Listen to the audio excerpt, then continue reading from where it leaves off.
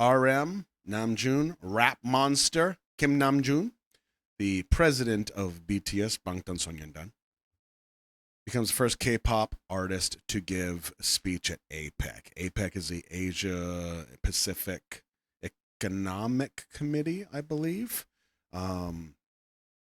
Economic growth, regional collaboration, cooperation, all that good stuff. Something like 21 countries, something like that. So let's see what Junie's got to say. Let's get a little sound check here. To be here and to meet all the leaders of APEC here. Okay, is everybody getting that? Just want to make sure before we kick things off, volumes are good and you're hearing it. In Korea, where I was. Good? Okay, good. All right, let's start her over. Are there captions? Auto-generated. He's going to be talking English, so good luck. If English is your second language, this is a good time to practice. To be here and to meet all the leaders of APEC here in Korea, where I was born and raised. I'm honored to tell you about myself and to share my message. I'm so proud and excited that this year, for the first time, the cultural industry was chosen as a key agenda for APEC. I'm not sure how familiar you are with K-culture or K-pop, but I'm sure you all agree that the cultural industry has great economic value and growth potential. But I'm just an artist. I am not a business leader. I don't think you want to hear any numbers or figures from me. So today I want to speak to you as a creator and an artist. I want to share my thoughts on how K-pop crossed borders to move the hearts of people. Smart. It's not something we can really calculate or measure. It's a bridge that connects worlds, and I want to bring your attention to how we can work together to build this connection for tomorrow's creative cultural ecosystem. I'm a very lucky person. I'm lucky to have met the 6 other members of BTS. I'm lucky that I met our producer, Hitman Bang, who gave us his full support that we could make the music we love. But most importantly, I'm lucky I'm an ARMY who accept our music, not just as a diversion, but as our shared language of life. And by the way, ARMY is the name of the official BTS fandom for your information. Good. The ARMY. Woo! Oh, they're here. Shout out to ARMY all over the world. And the ARMY is where I just finished my military service. I was there for 18 months. I just wanted to make sure. So, good. ARMY support and passion crossed all borders and opened up like brand new path for me. They gave me a voice that was heard at the Billboard Music Awards, at the Grammys, at the United Nations, and even at the White House, at such historic and symbolic events like right. So I want to say something real quick.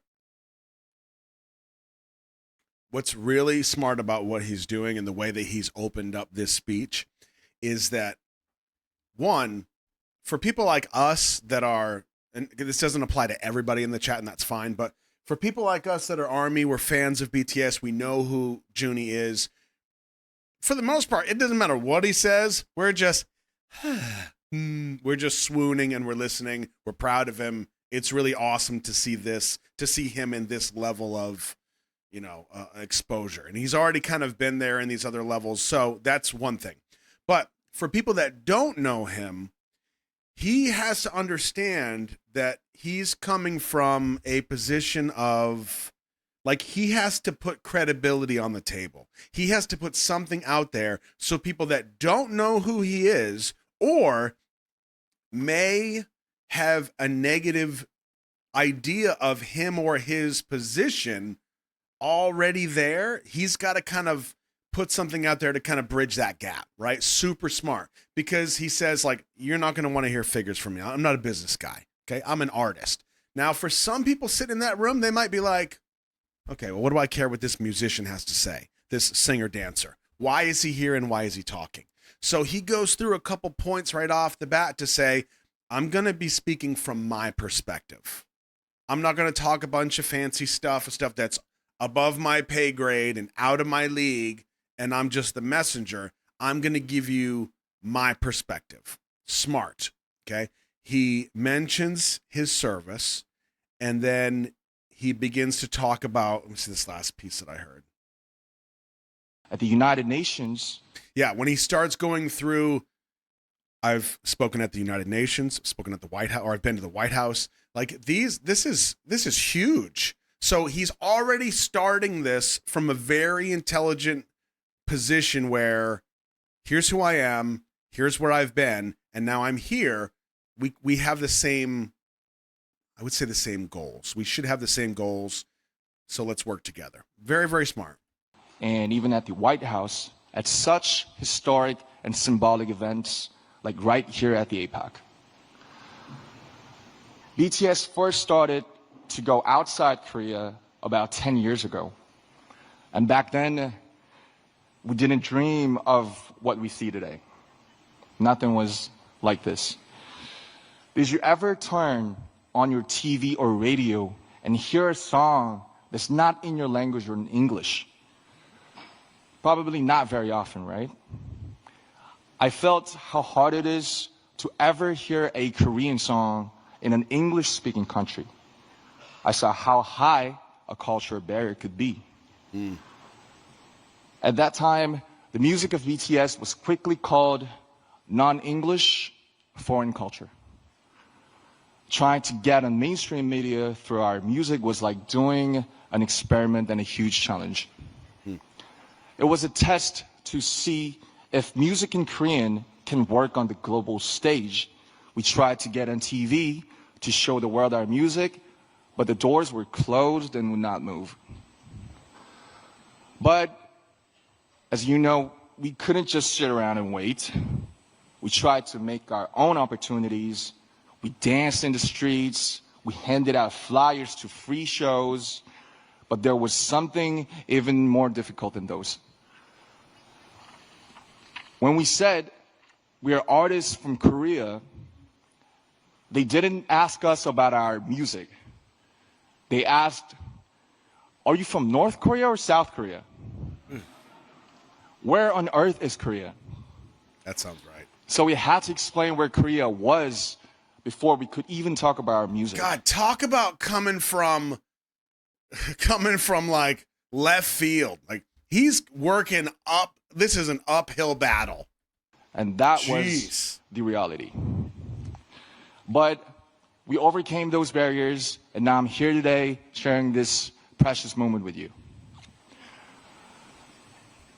ARMY was the force that broke down those barriers.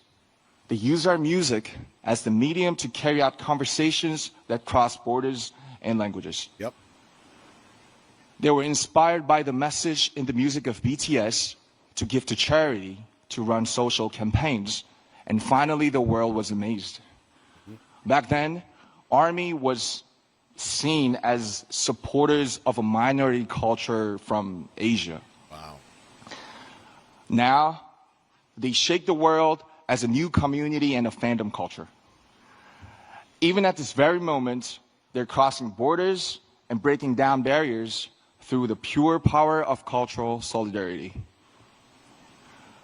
Solidarity and tolerance that know no borders.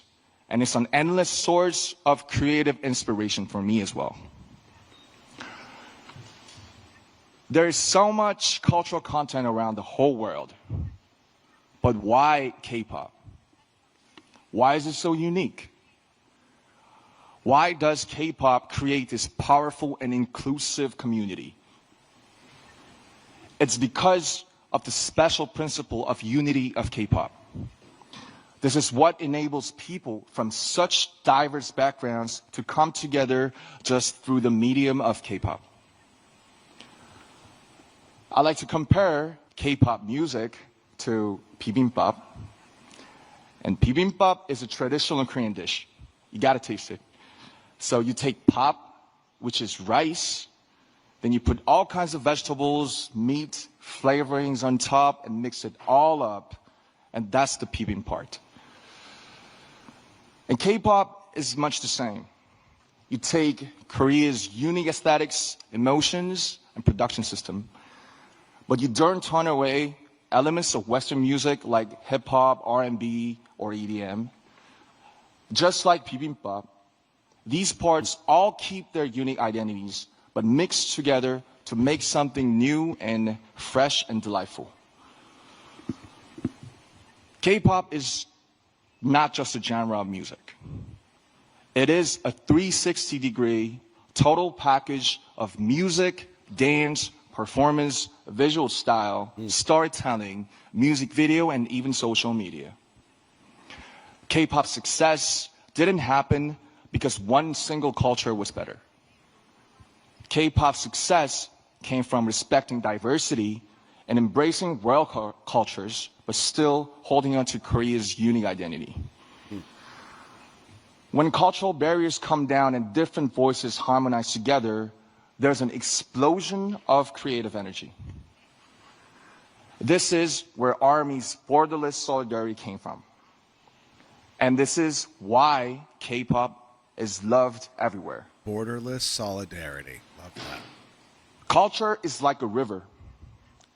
It flows freely, different streams, sometimes coming together in harmony, just like K-pop. Coming together to carry itself far away and create something new. I like to see this creative flow of culture happen everywhere around the world, and the Asia-Pacific region has incredible, dynamic cultural diversity. K-pop's shining success is proof that cultural diversity and creativity are the greatest human potential. A force with no borders, no limit to growth. Ladies and gentlemen, leaders of APEC, let me ask you a question. What is your favorite song? Do you remember seeing a painting that took your Did somebody just start to answer? Did you hear that? Somebody near a microphone just started to say dynamite.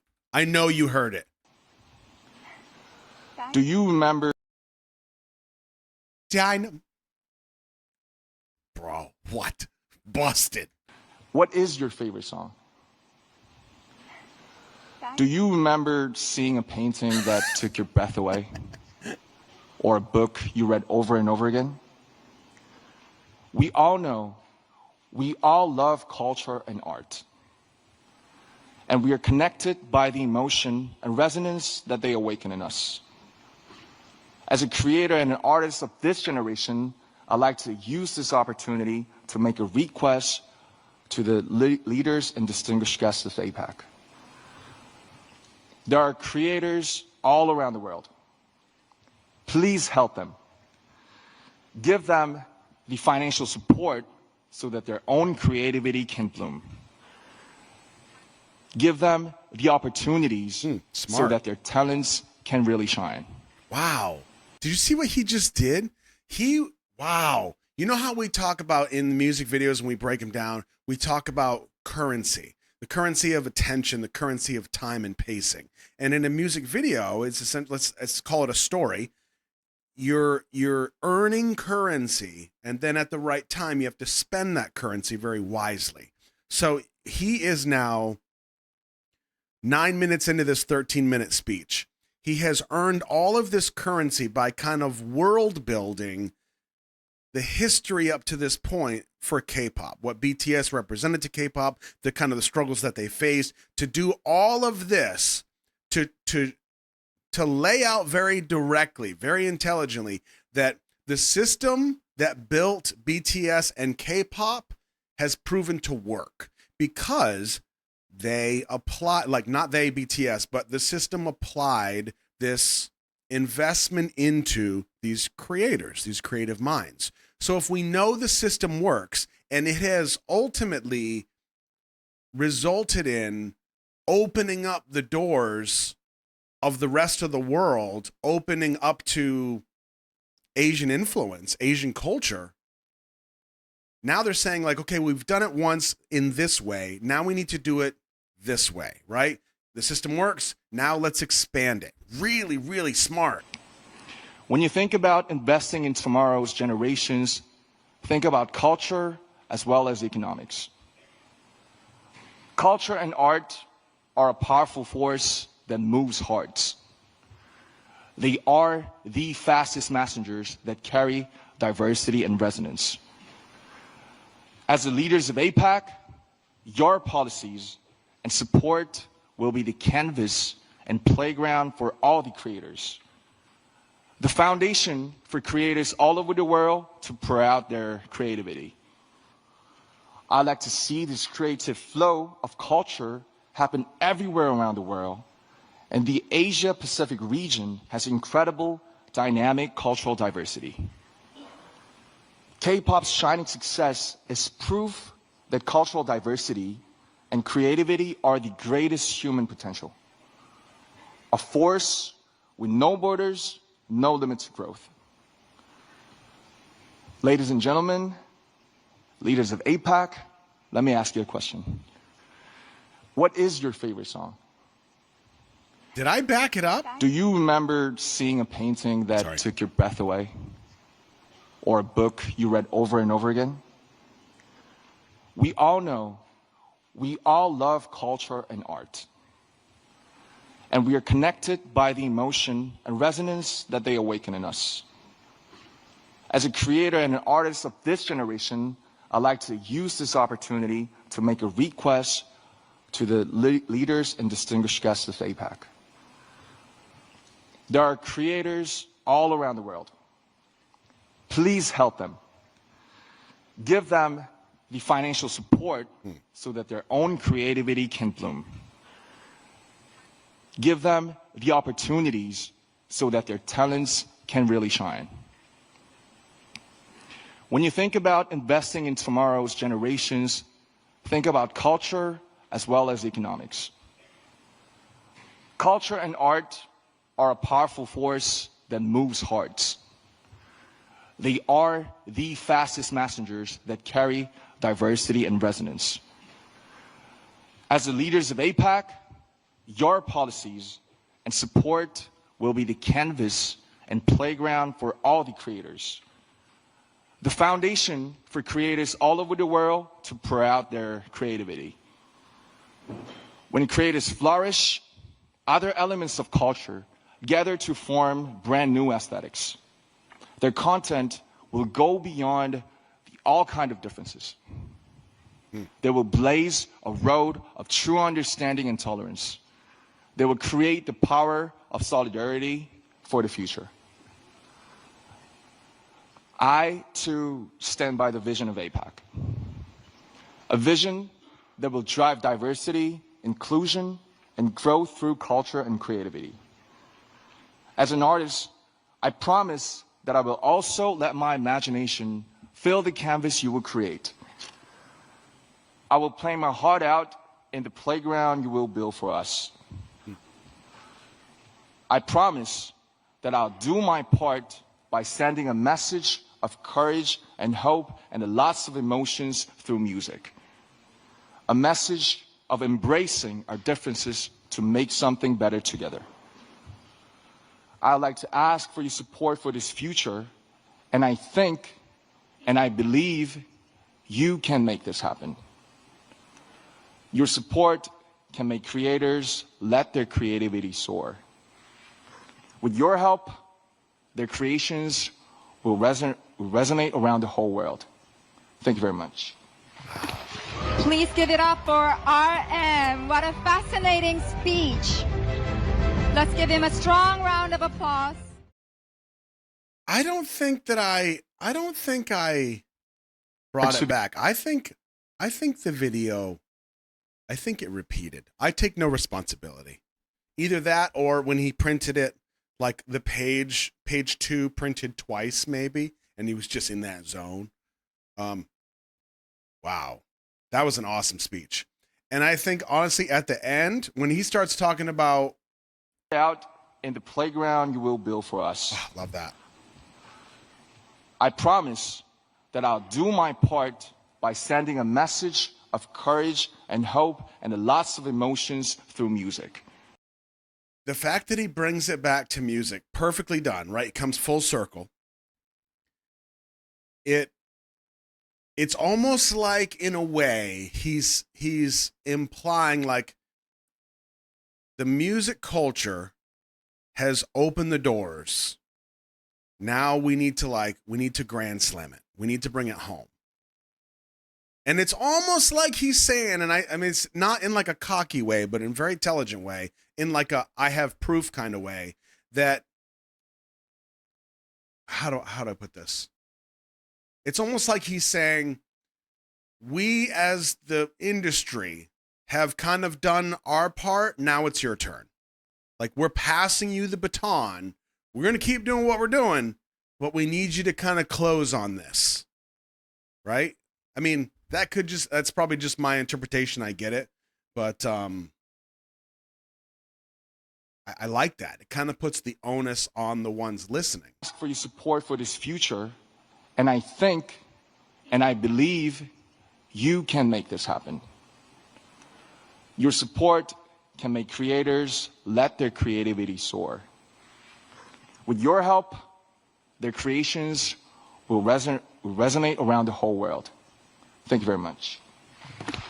Please give it up for RM. What a fascinating speech.